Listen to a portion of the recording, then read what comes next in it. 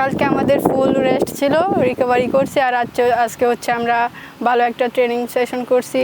Coach আমাদের finishing drill করাইছে। আমাদের এর আগের ম্যাচে চায়নার ম্যাচে যা ভুল ত্রুটি হয়েছে আজকে তা ধরে দিয়েছে। আলহামদুলিল্লাহ টিমের সবাই সুস্থ আছে। তো আমরা কালকে একটা ভালো ম্যাচ আছে ভিয়েতনামের বিপক্ষে, তো ওই ম্যাচে আমরা হচ্ছে জেতার চেষ্টা করব। তো আমাদের কোচ যেভাবে বলবে খেলার জন্য আমরা সেইভাবে প্লে করব। তো আমাদের সবার প্রত্যাশা দেশবাসী আমাদেরকে সাপোর্ট করবে, আমরা যেন কালকে ভালো খেলতে পারি। আমাদের আগামীকাল কিভাবে ম্যাচ খেলবে আমাদের সেইভাবেই আমরা প্রস্তুতি আজকে নিয়েছি এবং প্লেয়ারকে বোঝাতে সক্ষম হয়েছি যে আগামী ম্যাচটা তাদের সেরাটা দেওয়ার জন্য সবাই চেষ্টা করবে, তাদের সেরাটা দেওয়ার জন্য ইনশাআল্লাহ। আমরা কোচেরা সবসময় আত্মবিশ্বাসী এবং প্লেয়াররা বুঝতে পেরেছে তারাও আত্মবিশ্বাসী, কারণ ম্যাচ বাই ম্যাচ তারা ভালো করেছে। আমরা 2টা ম্যাচ লস করেছি, বাট প্লেয়াররা খুব চেষ্টা করেছে তাদের সেরাটা দেওয়ার জন্য। তারা আগামীকাল সেরাটা দিয়েই তারা দ্বিতীয় রাউন্ডে যাওয়ার চেষ্টা করবে, কারণ উইন করে যাওয়ার একটা পসিবিলিটি আমাদের আছে।